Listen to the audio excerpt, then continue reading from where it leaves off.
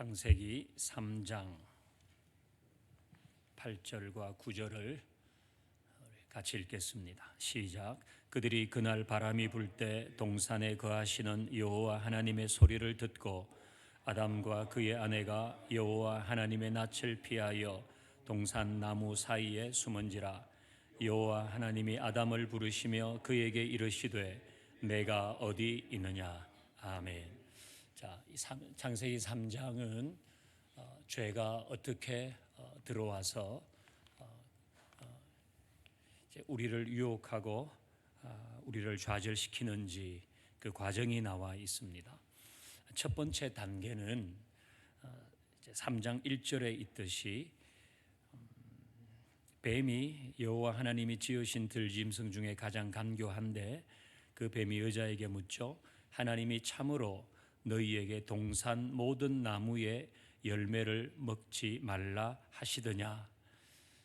첫 번째 단계는 의심과 불신을 일으키는 겁니다. 하나님께 의심과 불신이 생기게 하는 거죠. 하나님은 선악을 알게 하는 나무의 열매만 먹지 말라고 했는데 지금 뱀은 하나님이 동산의 모든 나무의 열매를 먹지 말라고 하시더냐? 하나님 너무하신 거 아니야? 그 좋은 열매를 하나도 먹지 말라고 하셨다고? 하나님에 대해서 의심과 불신을 일으킵니다. 이런 일들은 우리에게도 있죠.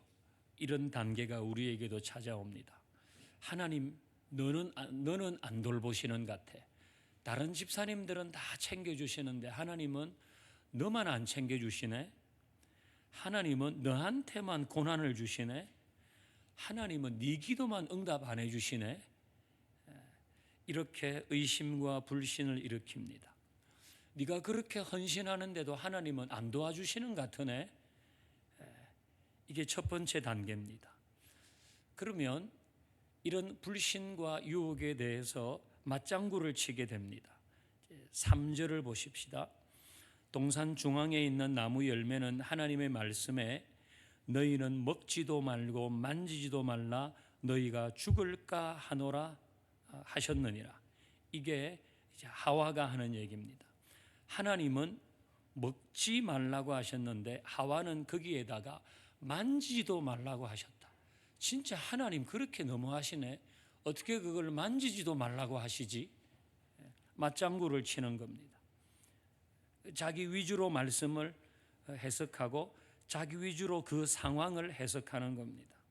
그러면서 죽을까 하노라 그랬죠. 이 의미는 여러분이 아실 겁니다. 하나님은 죽는다 그랬는데 죽을 수도 있고 안 죽을 수도 있다라고 자기의 입장에서 자기 위주로 생각을 해버립니다.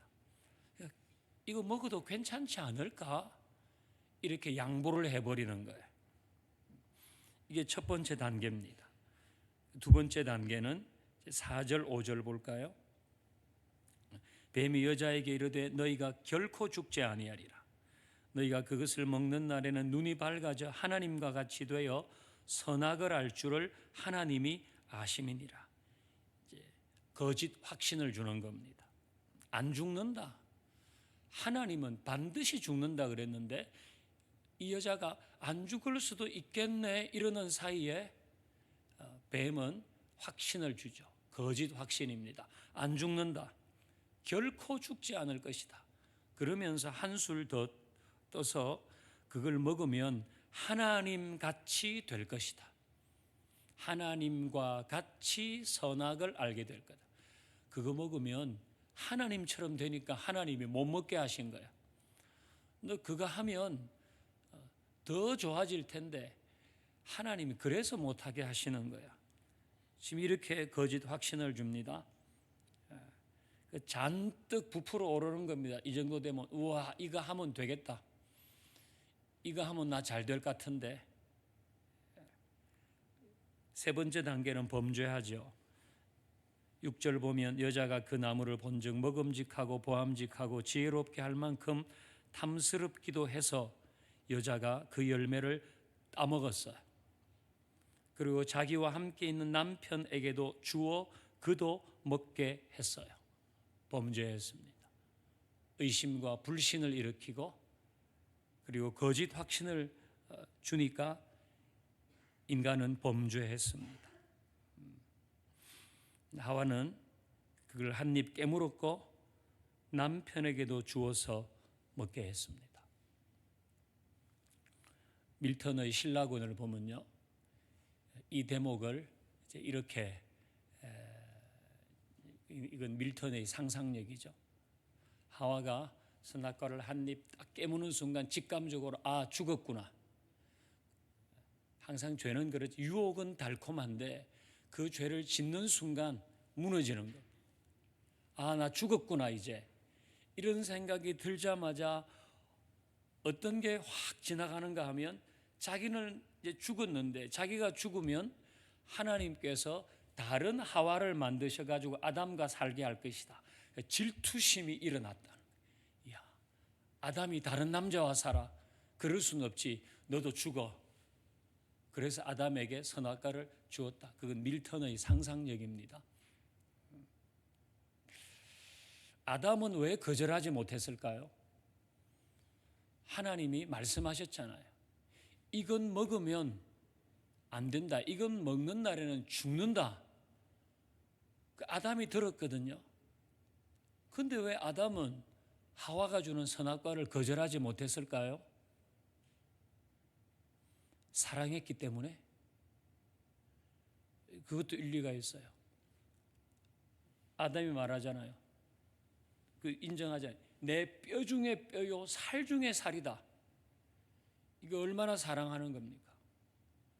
그 사랑하니까 그 사랑하는 여자가 주는 것 거절하지 못해서 아담은 이거 받아 먹었을까요? 아니면 아무 생각이 없었을까요?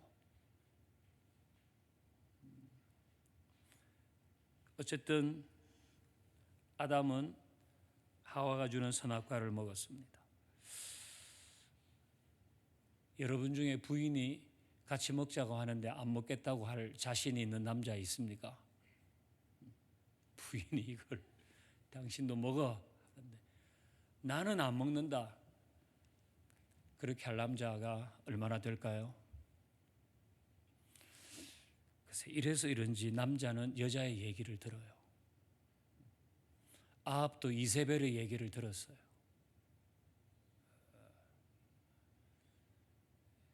여자는 말을 잘해야 돼요. 남자는 여자의 말에 영향을 받거든요. 남자는 생물학적으로는 여자의 말을 들을 수 없다고 하십시다. 그래도 신앙적으로는 판단해야 돼요. 남자들이 여자의 스피커가 되면 안 돼요. 남자는 하나님께서 자기에게 주신 말씀, 자기에게 주신 마음을 지켜야 되죠. 이렇게 무거워지라고 드린 말씀은 아닌데, 자, 이렇게 범죄한 다음에는 어떤 일이 생깁니까? 10절 봅니다. 이르되 내가 동산에서 하나님의 소리를 듣고 내가 버섯섬으로 두려워하여 숨었나이다. 수치심이 온 거예요. 죄의식이 생겼습니다. 죄책감이 밀려오는 거예요. 이게 죄의 목적입니다. 이게 죄가 원하는 바입니다. 의심과 불신을 일으키고 거짓 확신을 주고 그래서 범죄해서 그 다음에는 수치심과 죄의식과 죄책감으로 하나님으로부터 숨죠. 이게 죄의 목적이에요. 죄는 이걸 이루려고 해요. 그래서 항상 유혹은 달콤한 겁니다. 저도 여러분도 의심과 불신 그리고 거짓 확신에 속아서 범죄한 다음에 수치심과 죄책감에 빠져본 적이 다 있습니다. 이 단계까지 사람들은 다 갑니다. 아담과 하와가 이 단계까지 갔습니다. 그럼 여기서는 어떻게 해야 될까요? 여기서는 계속 수치심과 죄책감을 가지고 하나님으로부터 숨어야 할까요?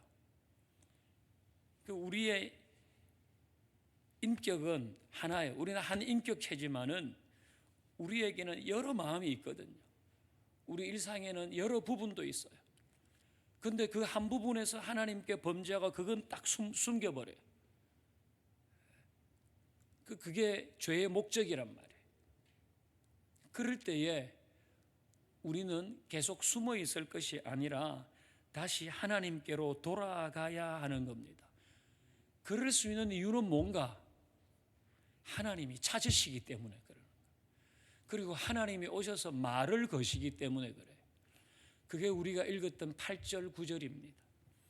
8절 9절 다시 볼게요. 그들이 그날, 이 그날은 언제입니까? 둘 다 선악과를 먹은 날이에요. 그래서 숨은 날이에요. 바람이 불 때 동산에 거하시는 하나님의 소리를 듣고 아담과 그의 아내가 여호와 하나님의 낯을 피하여 동산 나무 사이에 숨었어요. 죄책감과 죄의식 때문에. 이때에 하나님이 찾아오십니다. 9절 여호와 하나님이 아담을 부르시며 그에게 이르시되 말을 거시죠. 너 어디 있느냐? 하나님이 찾아와서 말을 거시는 거예요. 뱀은 선악과를 깨물고 하나님을 숨어 동산 나무 사이에 들어가는 순간 이제 아담과 하와는 끝났다 판단했을 겁니다. 이제 저 인생들은 끝났어. 하지만 하나님은 찾아오셔서 말을 거십니다. 예수님은 그래서 십자가를 지신 겁니다. 예수님은 범죄에서 죄책감 가운데 있는 우리를 위해서 십자가를 지신 거예요. 말을 거신 하나님, 찾아오신 하나님의 사랑과 예수님의 십자가 사랑은 같은 것입니다. 그래서 숨어 있으면 안 돼요. 우리 중에 죄 안 지어본 사람이 어디 있습니까? 그리고 그 범죄한다는 것은 여전히 우리에게 진행형입니다. 그럴 때마다 이 죄의 목적은 우리를 하나님께로부터 숨게 만드는 거예요. 그러나 하나님은 찾아오시거든요. 숨어 있으면 안 돼요. 하나님은 말을 거서요. 너 어디 있느냐? 너 다시 나를 만나자. 우리는 하나님께로 돌아와야 하는 겁니다. 여러분에게 어떤 한 부분, 하나님께 숨어 있는 부분, 부끄러운 부분, 거기에도 하나님은 말을 거시거든요. 그러니까 죄의 목적이 달성되도록 하면 안 돼요. 하나님은 찾아와서 말을 거시니까. 예수님은 십자가에서 여전히 우리를 사랑한다고 하시니까. 그리고 오늘 말을 거신 하나님, 찾아오셔서 너 어디 있느냐? 이렇게 하신 하나님의 마음, 그건 우리도 알고 우리도 행해야 될 모습입니다. 우리는 나를 실망시킨 사람에게 말을 걸지 않습니다. 우리는 나한테 아픔을 준 사람에게 찾아가지 않습니다. 여러분, 하나님이 하나님의 형상으로 그렇게 귀하게 만드셨고 그 에덴 동산을 다 주시고 그거 하나만 하지 마. 이 선악과는 제가 이번 주일날 설교하겠습니다. 그 하나만 하지 말라고 하나님이 그렇게 교제했는데 그 하나님을 배신했다고. 그 하나님처럼 되려고 하나님의 마음에 아픔을 줬어요. 그런데 하나님은 찾아오시잖아요. 말을 거시잖아요. 이게 우리도 배워야 되는 거예요. 저도 여러분도 우리에게 실망을 시킨 사람, 우리에게 상처를 준 사람, 이런 사람 외면하지 말고 그 사람 찾아가서 말을 걸 수 있어야 합니다. 그게 하나님의 마음이고 그게 십자가의 사랑인 겁니다. 그 사람을 외면하거나 등 돌리지 말고 그에게 찾아가서 먼저 손을 내밀고 너 어디 있느냐 그렇게 하신 것처럼 요즘 어떻게 지내냐고, 괜찮냐고. 그게 우리가 가져야 될 마음이겠죠. 이게 예수님이 우리를 찾아오시는 마음입니다. 자, 우리 오늘은 우리를 찾아오셔서 말을 거시는 하나님, 그 하나님 사랑 앞에서 우리는 죄가 그 목적을 이루지 못하도록 다시 하나님께로 가고 또 우리도 말을 거십시다. 그 사람이 나에게 실수를 했건 아픔을 주었건 그를 찾아가서 말을 걸고 또 그 외에도 그도 그 나름의 사정대로 그 나름의 부끄러움으로 하나님으로부터 숨어 있다면 우리는 그 사람을 찾아갈 수 있기를 바랍니다.